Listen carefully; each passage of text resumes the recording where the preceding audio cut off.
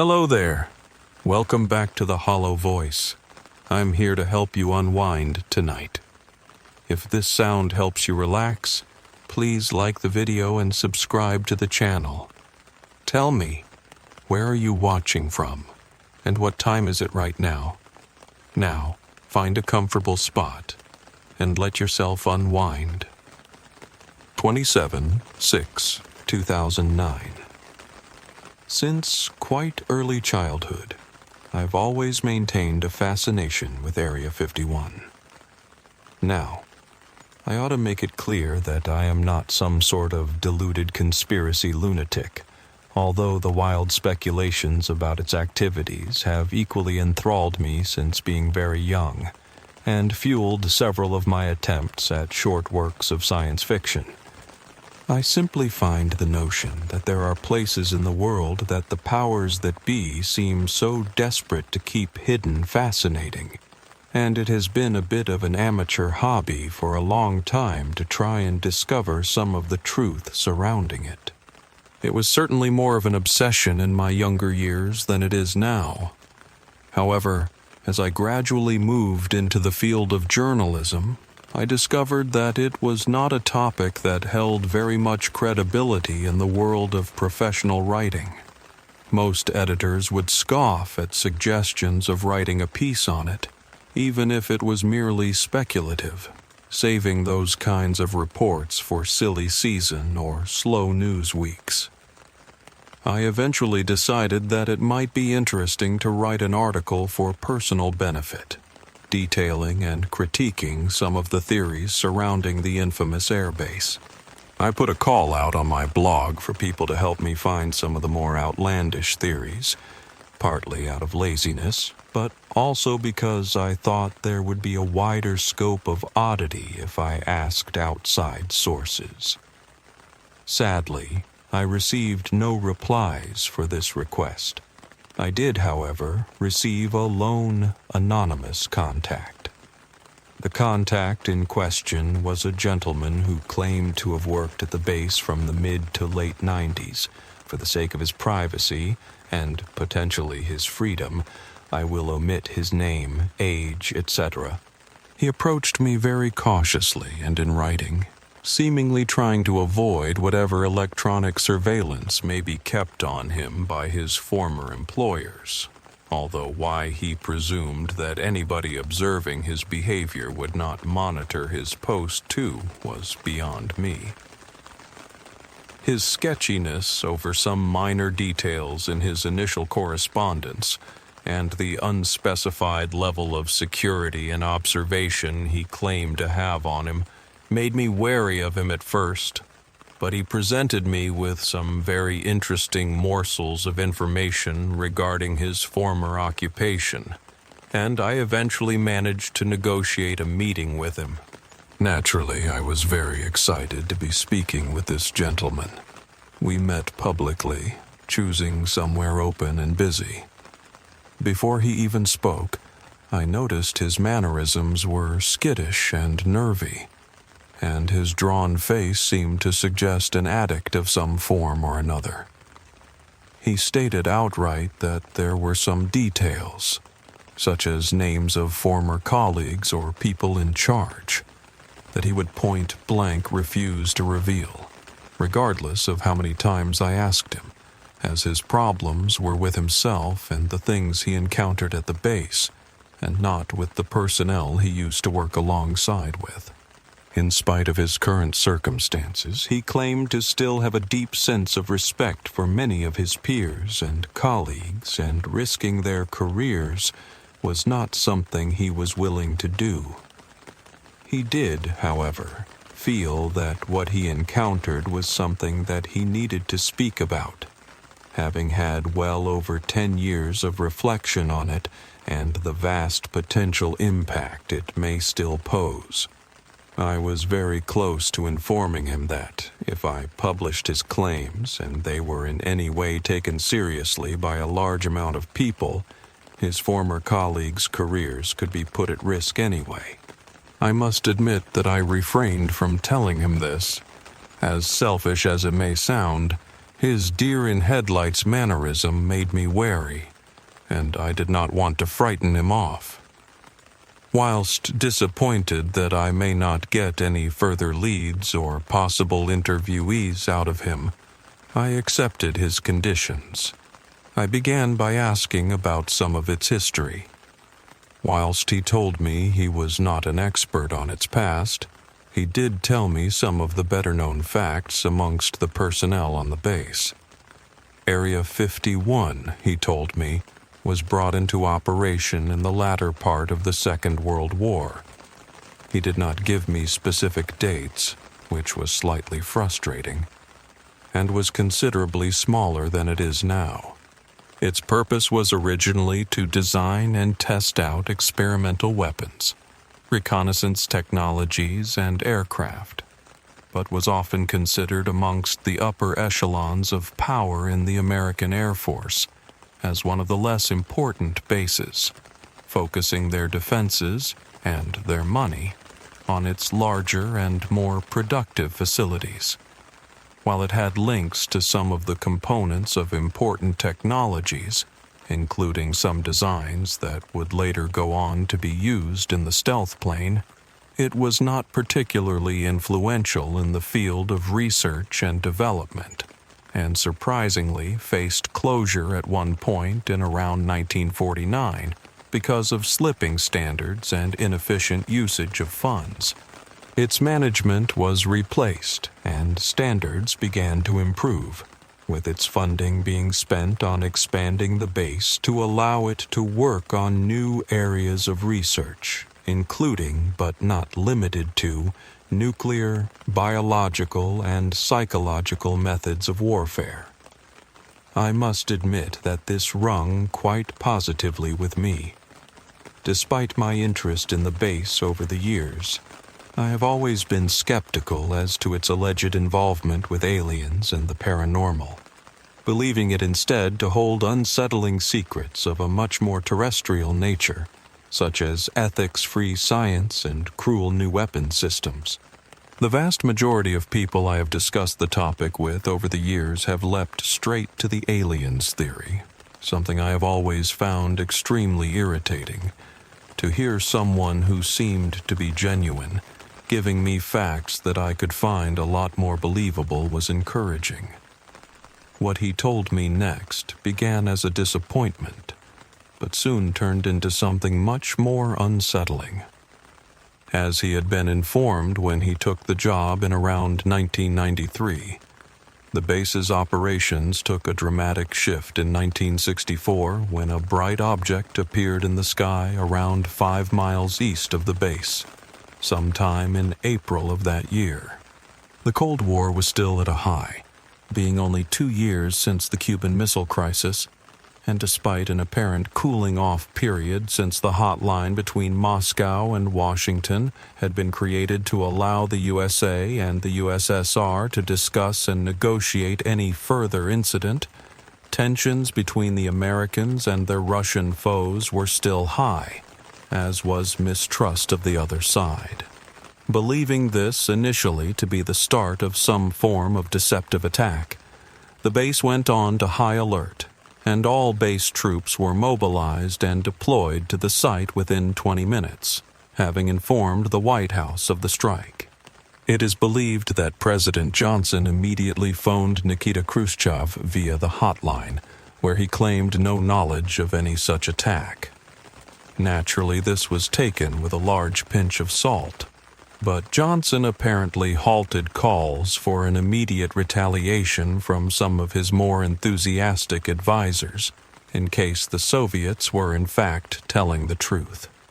Base troops were informed to investigate the source of the light immediately, and to inform the White House directly of their findings as soon as was possible. The light source had, as speculated, fallen to Earth quite close by. The impact site was smoldering and burning upon discovery, leaving a sizable crater behind.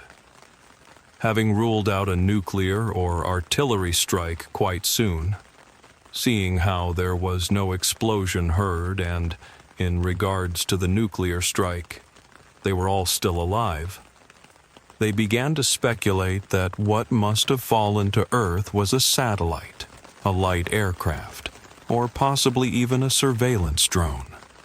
However, all this was disproved when they investigated the crater further. They found no wreckage, no mound of twisted metal and burnt-out components that would suggest a failed piece of equipment which had crash-landed. Instead, they found a small black box. Troops who initially made the discovery were returned to base immediately and decontaminated, replaced by hazmat teams wearing radiation suits and wielding Geiger counters. However, these teams discovered no radioactive material on the cube at all. Base staff could not decide what could be done with the object. Disposal experts were sent in immediately to destroy the object in a controlled explosion, in the firm belief that whatever it was probably a risk and should therefore be dealt with. When the object could not be destroyed using a variety of disposal methods, including explosives, fire, and acid, all involved were baffled. Troops were even instructed to fire at the object at will, but the object didn't show signs of even a scratch.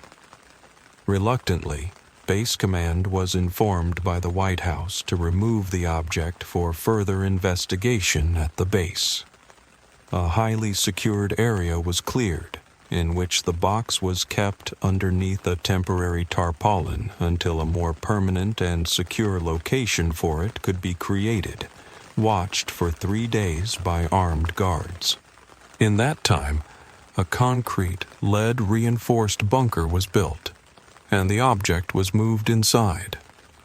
The box received observations and experiments almost constantly, ranging from observing its response to an electrical current to its response to gamma rays, but it always remained entirely unaffected. Eventually, as the years passed, it was firmly believed by site researchers that the box was entirely indestructible, and they instead took to observing it daily in case it showed any change at all, with regular experiments to attempt to work out its makeup. The potential benefits were, obviously, incalculable, a material that could not be destroyed by any weapon known to man. Naturally, it was kept tightly under lock and key. The security systems employed on that room, according to my contact, make Fort Knox look like an open door. However, despite the unending interest in the box displayed by the vast majority of the American military, it did not appear to be willing to unveil its secrets anytime soon. A daily routine of observation and theorizing developed and stayed in place for close to 30 years. It is here that my contact came in. In 1993, he was fresh-faced and close to receiving a degree in particle physics, at that time living in Chicago. It was around this time that he was approached by government officials who had taken an interest in his potential and who came to him with an offer of a job that they claimed would make use of his talents. This job was at Area 51. He was made to sign a secrecy pact and soon relocated to Nevada. The job itself offered much less than he originally perceived. He was at the base in the capacity as little more than a glorified lab assistant, aiding the more senior researchers with their experiments.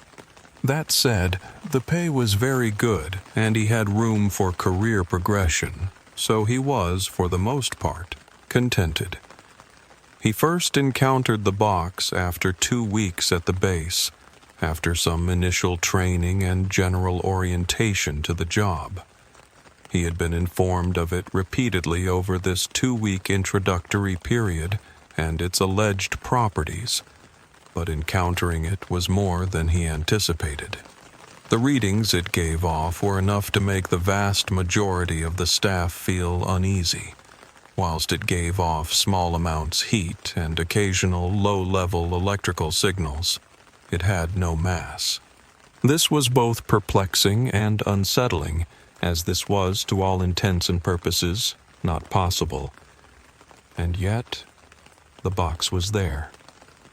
This impossibility made it all the more worrying. My contact described it as somehow feeling impossible. The box looked and appeared in some way as though it shouldn't be there, although he could not sum up why. He had received considerable training and information on the unpleasant feelings the box gave off, and all of the staff had at least one story about how the box had made them feel uncomfortable or somehow disturbed them. There were also several reports that the box had a profound effect on electrical equipment if they were brought close to it, wiping laptops clean of information, frying the batteries of mobile phones, even breaking the bulbs in flashlights. My contact's laptop was itself wiped of data in 1996, whilst running a basic observational routine. However, his other memorable encounter with the box would ultimately become lore at the base and lead him to the state he was in today.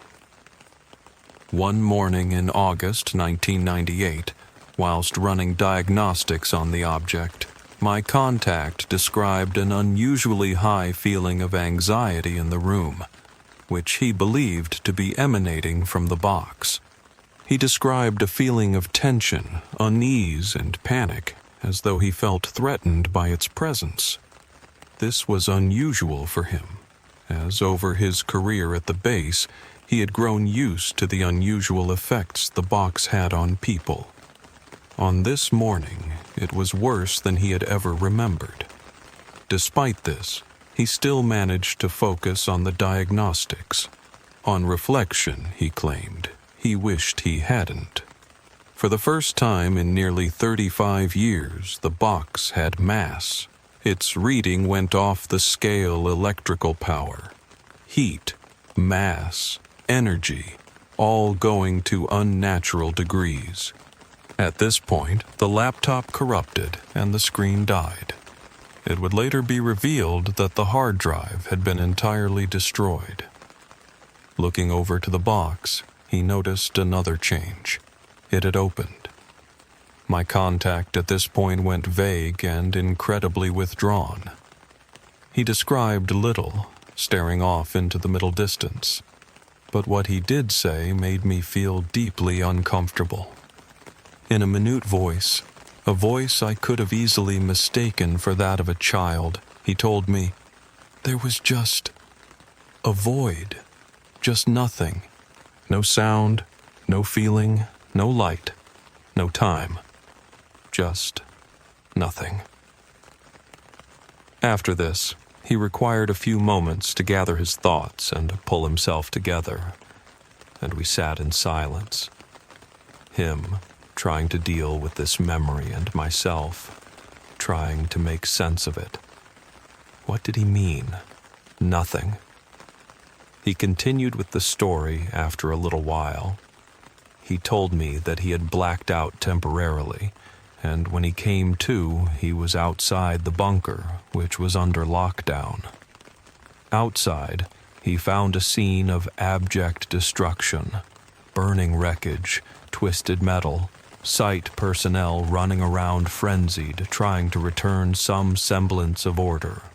This initially confused him, but the strangeness of the situation soon became apparent to him when he was told that the base in its entirety had been struck by what was referred to later as a telekinetic explosion. Objects, ranging from pens to office chairs to aircraft, had begun to levitate and move in the general direction of the bunker. After almost a minute of this, the objects violently dispersed outwards, the bunker being the center of the blast. 14 people were killed by the debris and several others were injured. The objects affected were not just metals, so some kind of magnet was ruled out as the cause. But it did not seem to affect living matter. Armed personnel had rushed to the bunker after identifying it as the center of the blast, forcing an override of the security systems. They found him passed out in the corner, apparently shielding his eyes. The box, according to my contact, was now unopened. He was removed from the bunker, taken away, and underwent almost a full 24 hours of decontamination, examinations, and debriefings, being the first and only person directly on the scene. Officials were initially skeptical of his claims that the box had opened. The bunker's CCTV system had been obliterated in the incident, along with his laptop. The readings he took and the incident itself were now lost, with no evidence to support his claims. Despite this, however, some sympathy for his story was later gathered, especially when it was the only link to the explosion they had. Security and examinations of the box were doubled, with an armed guard inside the bunker at all hours of the day, and my contact was given therapy for severe anxiety and stress. The base was cleared of wreckage, and repairs were almost completed after a week and a half. However, when my contact returned to the bunker with investigators a few days later to try and provide some further evidence for his version of events, he encountered something highly sinister. On the back wall of the bunker, visible immediately upon entrance, was a perfectly circular black ring around the height of a man, looking very much like a burn mark.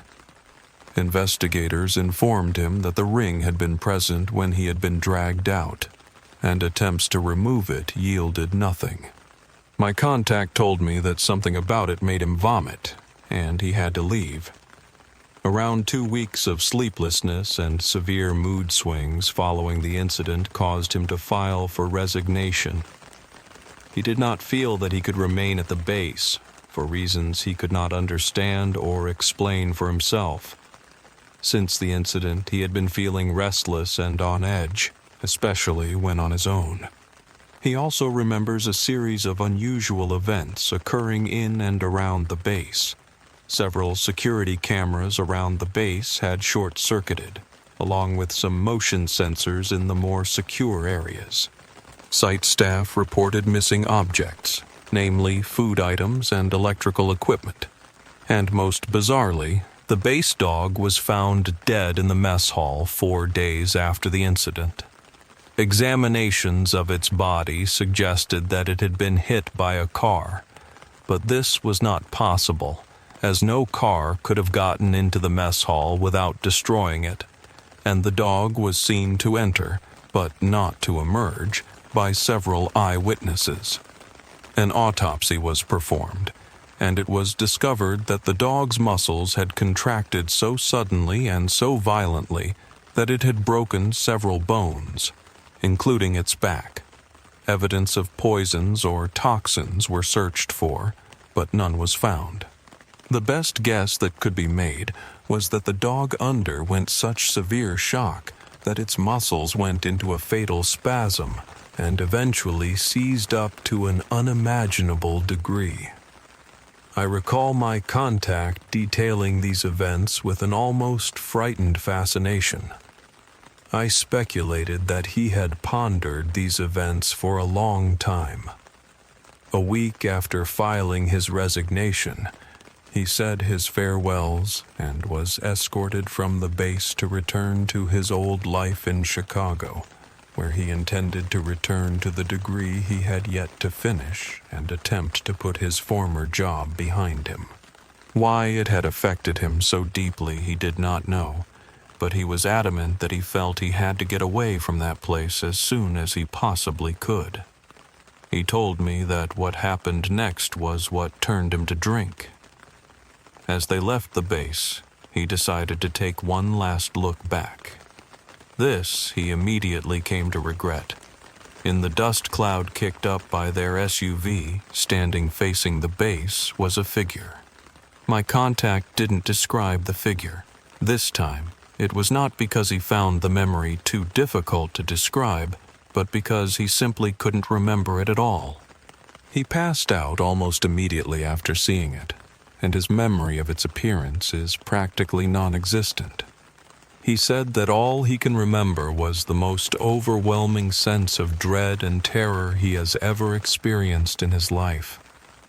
Something about this character inspired a feeling of fear within him that was stronger than anything he had encountered previously or since.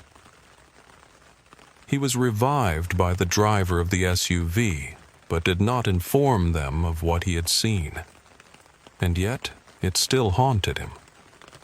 Something about this memory somehow eclipsed the experience in the bunker, and the feeling of horror at the thought of it stuck with him from that moment onwards. Eventually, he took to drink to try and rid himself of this never-ending feeling of unease, but its help has been limited. After he told me this, we went our separate ways, as he asked if we could stop, as he had nothing more to offer on the subject and was feeling quite unhappy again.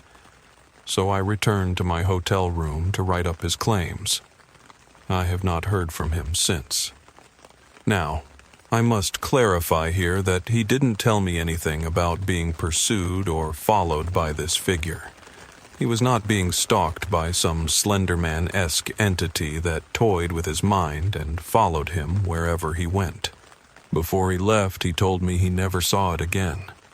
Only the feeling, the memory of that terror stayed behind, which, as it became apparent to me during our interview, was no less scarring. I will not tell you outright that my contact's claims are the gospel truth. I still have my doubts about what he told me, and whether there was any truth in it whatsoever.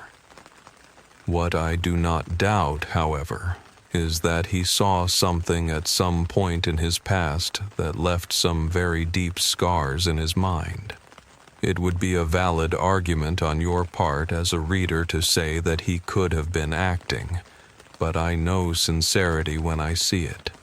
And I saw a sincerely traumatized individual.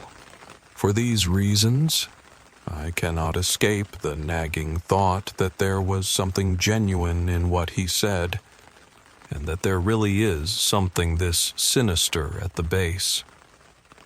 This change of heart has also led me to reevaluate the purpose of this article. My original intention was for this to be a purely speculative piece, assessing and investigating some of the claims about the base's reason for being. However, since I received word from my contact, the nature of this article has changed to actual potential evidence of alien activity on Earth and Area 51's involvement with it, and in the process, so has my stance on publishing it. Perhaps I am simply being paranoid, but it's a level of professional paranoia that I like to think might keep me out of federal custody if there is actually any truth in what he told me. A knock at the door from CIA spooks is not a risk I'd like to take, even for the sake of journalistic integrity. Perhaps this is just needless wariness, but I'd rather be wary than flaunt danger needlessly. So, unless an appropriate opportunity arises in which to publish this, where the sense of duty over showing it to the public overrides the risk of official reprimand, I will sit on this one for personal scrutiny and speculation. However, regardless of the reliability of these claims, it still unsettles me to even consider the notion that one of the most powerful military superpowers on Earth could be outwitted and confused by persons or forces unknown for so long. Even more so to think that these forces could still be in operation to this day. 21/3/2014. As stated at the end of the original article, I decided to hold off on publishing it until a time I thought it would be necessary and for the public benefit to do so. That time has now come. Unless the news has somehow bypassed you, which I highly doubt, you will be aware that 27 hours ago, Emergency services in the Nevada area were on red alert as countless local communities gave reports of everyday objects moving of their own accord. A subsequent blast was reported, which killed several people and wounded many others. These objects had, according to witnesses, exploded away from whatever point they were originally moving towards. Naturally, hospitals were inundated with casualties, and police officers were working tirelessly to try and bring some calm to the situation. But all this was for nothing when eyewitness reports were received of a large black ring in the middle of the Nevada desert. The news soon hit the internet, and despite the presence of a specialist teams who were seemingly called in to quell the rumors, it continued to spread like wildfire. A global media rebellion against the American government ensued, with news networks the world over reporting on this inexplicable phenomenon. A cover-up of any sort was no longer an option. Satellite imagery later revealed the ring to be well over 15 miles in diameter, perfectly round and black in appearance, very much like a burn mark. The images also appeared to show an object at the center of the ring, namely, a large, solitary black box. The media uprising in the wake of this incident has presented me with a situation where I no longer feel threatened to reveal what I know. If the U.S. cannot control its own national television networks, then I highly doubt they will be able to control independent online journalists. And in light of these events, I think I would have published this even if the risks were still there. This is far too large a connection to simply ignore. Whatever doubts I had about my contact's claims are no more. I have nothing to offer here but speculation. But I believe what he encountered at the base was a scouting party, a surveyor, so to speak, and that the black ring in the bunker was its window into our world. I also believe that what we're seeing now is no longer the scouting party. I believe that it's the invasion.